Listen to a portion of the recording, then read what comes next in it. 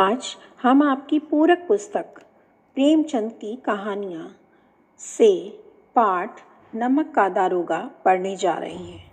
बच्चों, नमक का दारोगा कहानी मुंशी प्रेमचंद जी के द्वारा रचित है और मुंशी प्रेमचंद जी हिंदी कथा साहित्य में सामाजिक विषयों को स्थान देने और बहुत खूबी से उन पर लिखने के कारण उन्हें उपन्यास सम्राट भी कहा जाता है।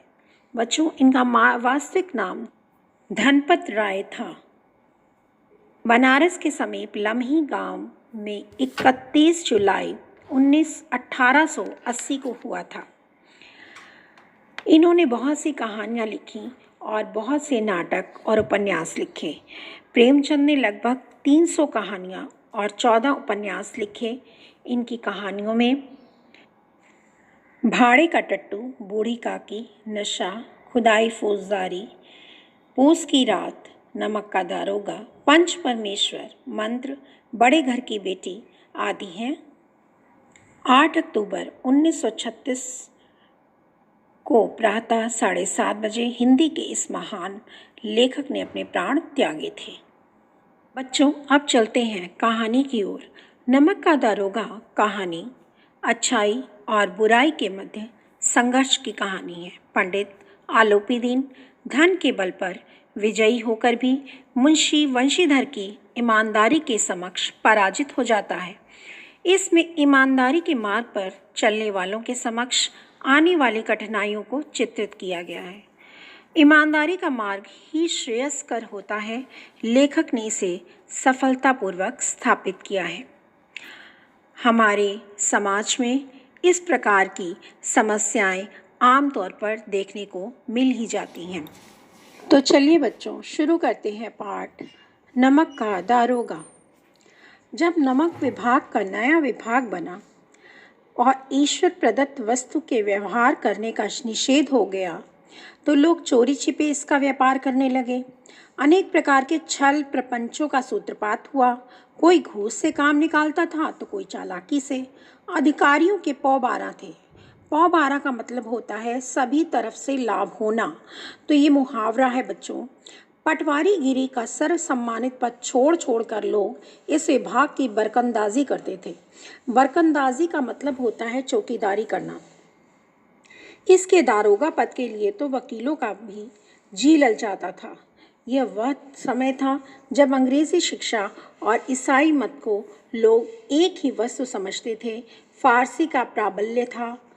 प्रेम की कथाएं और श्रृंगार रस की काव्य पढ़कर फारसीदां लोग सर्वोच्च पदों पर नियुक्त हो जाया करते थे। मुंशी वंशीधर भी जुलेखा की विरह कथा समाप्त कर मजनू और फरहाद के प्रेम वृत्तांत को, नल और नील की लड़ाई और अमेरिका के आविष्कार से अधिक महत्व की बातें समझते हुए रोजगार की खोज में निकले थे। तो बच्चों, यहाँ पर बताया गया है कि स्वतंत्रता के पश्चात जब नमक पर कर लगाए गए, उसके बाद नमक विभाग बना दिया गया। जब नमक विभाग बना दिया गया तो जो नमक फ्री में मिलता था लोगों को मुफ्त में, अब उसके लिए पैसे देने पड़ते थे, खरीदना पड़ता था उसको। तो नमक विभाग बनाया गया और जब नमक विभाग बना तो लोगों ने इसका व्यापार चोरी छिपे करना शुरू कर दिया। यानी नमक चोरी करते थे और उसको बेच देते थे। तो नमक विभाग बनाया गया और उसके लिए बहुत से लोगों का जी ललचाता था कि मेरा इस विभाग में चयन हो जाए ताकि मैं अधिक रिश्वत ले सकूं और फिर अमीर बन सकूं रिश्वत खा करके। तो बहुत से लोगों का मन जो था ललचाया करता था इसको लेकर के। उनके पिता एक अनुभवी पुरुष थे।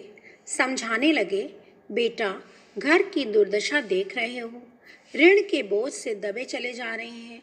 लड़कियां हैं वह घास फूस की तरह बढ़ती चली जा रही हैं।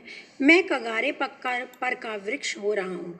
कगारे पर का वृक्ष जिसका अंत समीप होता है उसे कगारे पर का वृक्ष कहते हैं। ना मालूम कब गिर पड़ूं। अब तुम ही घर के मालिक मुख्तार हो, मतलब मालिक तुम ही हो घर के। नौकरी के ओहदे में चिंता मत करना, यानी नौकरी मिलती है तो ओहदे की ओर ध्यान मत देना, किस पद पर तुम्हें नियुक्त किया जा रहा है। यह तो पीर का मज़ार है। पीर का मज़ार मतलब जैसे देवता लोग होते हैं, उनका ठौर ठिकाना नहीं होता, कभी इस ओर तो कभी उस ओर, उसी तरह से यह भी पीर का मज़ार है। यानी कभी रिश्वत मिलती है ज़्यादा, कभी कम। मास निगाह निगाह चढ़ावे और चादर पर रखनी चाहिए। ऐसा काम ढूंढना जहाँ ऊपरी आय हो। ऊपरी आय मीन्स रिश्वत ले सको। मासिक वेतन तो पूर्णमासी का चांद होता है। पूर्णमासी का चांद क्या होता है? पूर्णमासी का चांद जो है वो महीने में एक बार दिखता है, हर 15 दिन बाद आता है। महीने में एक ही बार आपको नज़र आता है। तो जो एक दिन में एक दिन दिखाई देता है और घटते घटते लुप्त हो जाता है। ऊपरी आय जो होती है वो बहता हुआ स्रोत होता है जिससे सदैव प्यास बुझती है।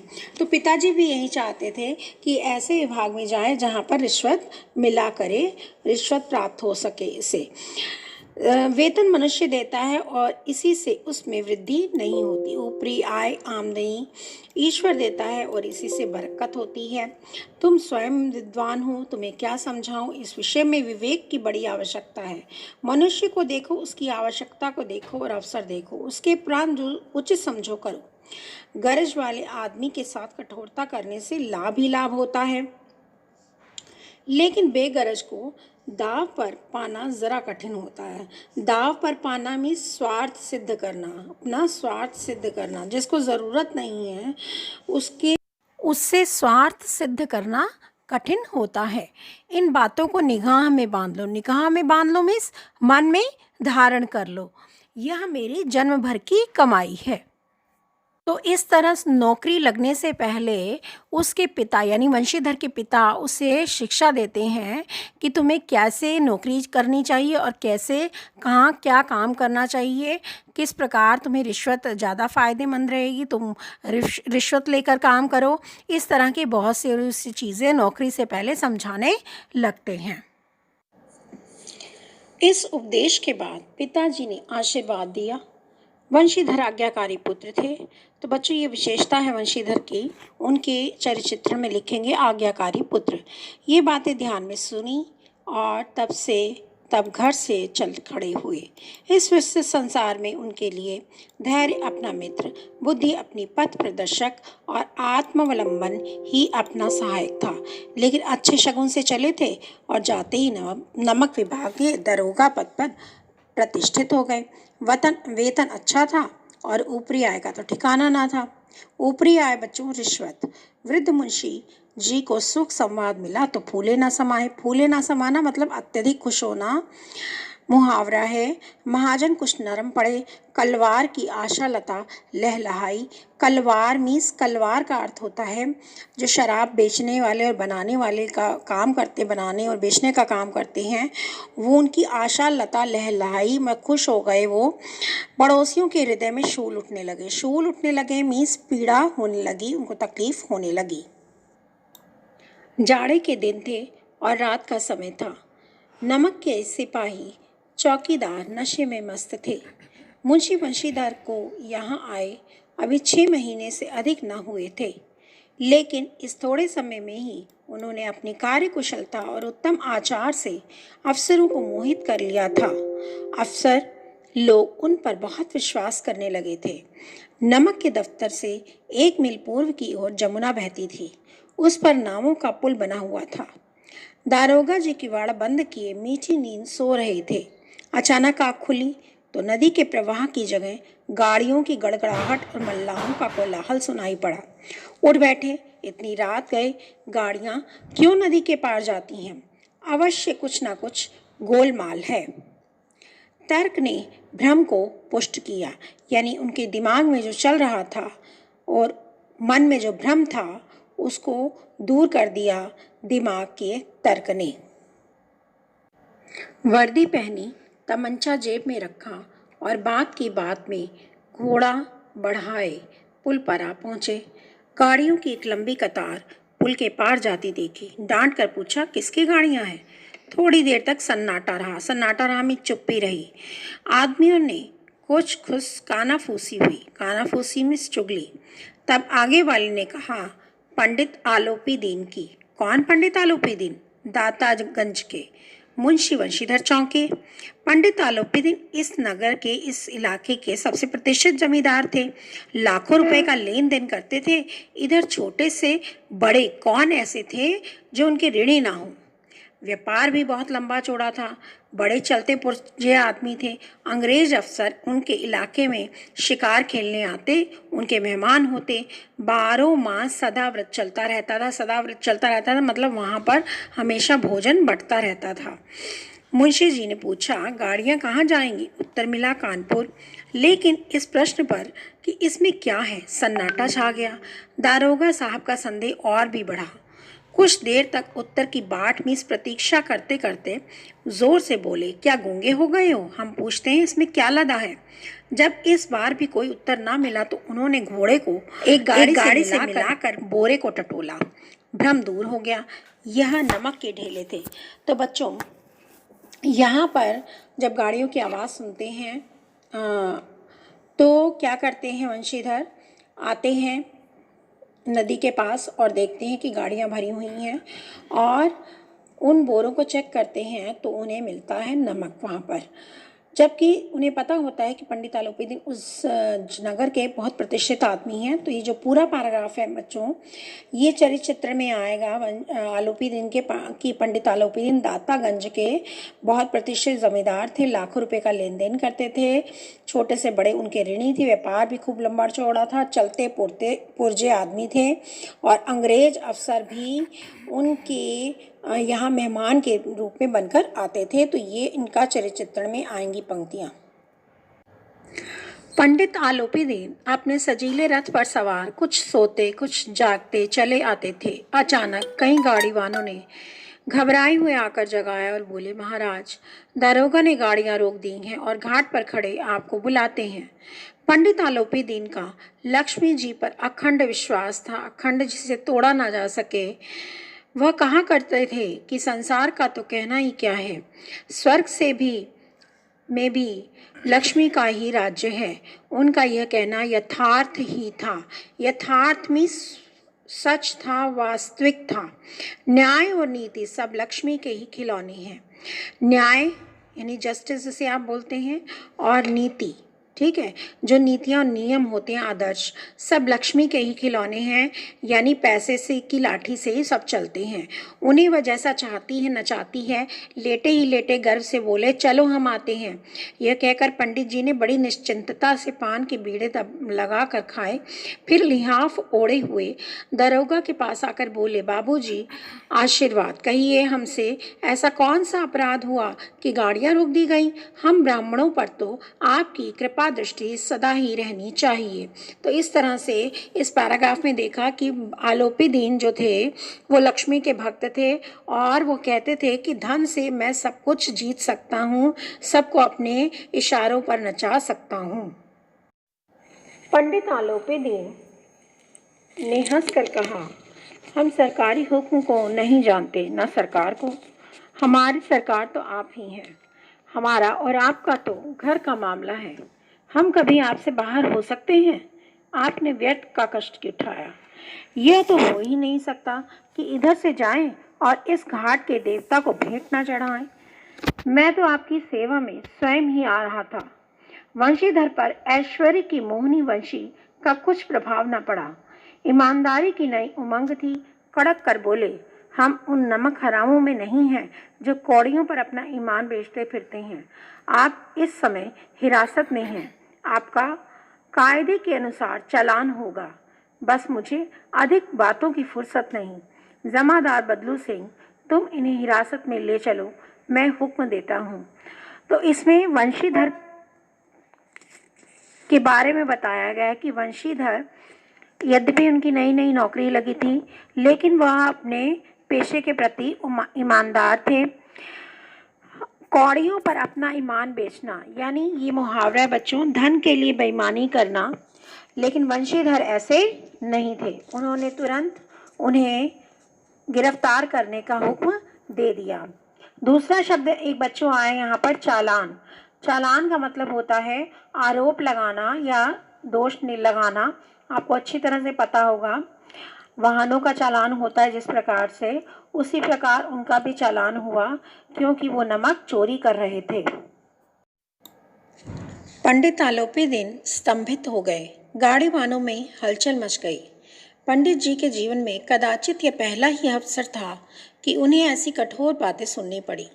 बदलू सिंह आगे बढ़ा, किंतु रौब के मारे यह साहस न हुआ कि उनका हाथ पकड़ सके। पंडित जी ने धर्म को धन का ऐसा निरादर करते कभी न देखा था। विचार किया कि यह अभी उद्दंड लड़का है। उद्दंड का मतलब होता है बच्चों शरारती। माया मोह के जाल में अभी नहीं पड़ा, अल्हड़ है, झिझकता है। माया मोह के जाल में अभी नहीं पड़ा, इसका अर्थ है बच्चों कि आलोपी दिन ये बताना चाहते थे कि उन्होंने जब रिश्वत दी, वंशीधर को देने की कोशिश की तो उन्होंने मना कर दिया। तो ये बता रहे हैं इस पंक्ति से लेखक कि अभी वो माया मोह के जाल में नहीं पड़े थे, अल्हड़ थे, झिझकता है, अल्हड़ है, झिझकता है। बहुत दीन भाव से बोले, बाबू साहब ना कीजिए, हम मिट जाएंगे, इज्जत धूल में मिल जाएगी, हमारा अपमान करने से आपको क्या हाथ लगेगा, हम किसी तरह आपसे बाहर थोड़ी ना है। वंशीधर ने कठोर स्वर में कहा, हम ऐसी बातें नहीं सुनना चाहते। स्तंभित हो जाना, हैरान हो जाना। जब अभी तक आलोपी दीन को के साथ ऐसा व्यवहार किसी ने नहीं किया था और वंशीधर ने जब कहा सिपाही से कि इन्हें गिरफ्तार कर लो, तो पंडित आलोपी दीन हैरान हो गए। जितने उनके अर्दली थे उनमें हलचल मच गई कि ये ऐसा कैसे हो गया कि ये इतने बड़े आदमी को कैसे गिरफ्तार करने के लिए कह रहे हैं, क्योंकि आज तक ऐसा नहीं हुआ था। अब पंडित आलोपी दिन, एक पंक्ति और आई है इसमें, पंडित आलोपी दिन ने धर्म को धन का ऐसा अनादर करते कभी ना देखा था। पहले भी आप पढ़ चुके हैं कि पंडित आलोपी दिन को धन पर पूर्ण विश्वास था, लक्ष्मी जी के अनन्य भक्त थे वो, तो उन्होंने कभी भी धर्म को धन का ऐसा अनादर करते हुए नहीं देखा था। ठीक है, आगे बढ़े। आलोपी दिन ने जिस सहारे को चट्टान समझ रखा था वह पैरों के नीचे खिसकता हुआ मालूम हुआ। स्वाभिमान और धन ऐश्वर्य को कड़ी चोट लगी, किंतु अभी तक धन की सांख्यिक शक्ति का पूरा भरोसा था। सांख्यिक शक्ति मीन्स होता है बच्चों अधिकता, धन की अधिकता पर पूरा भरोसा था। अपने मुख्तार से बोले, मुख्तार में सहायक से बोले, लाला जी 1000 के नोट बाबू साहब की भेंट करो, आप इस समय भूखे सिंह हो रहे हैं। वंशीधर ने गर्म होकर कहा, 1000 नहीं, 1,00,000 भी मुझे सच्चे मार्ग से हटा नहीं सकते। धन की इस बुद्धिहीन दृढ़ता और देव दर्शन पर त्याग मन बहुत झुंझलाया। अब दोनों शक्तियों में संग्राम हुआ। कौन सी दोनों शक्तियां बच्चों?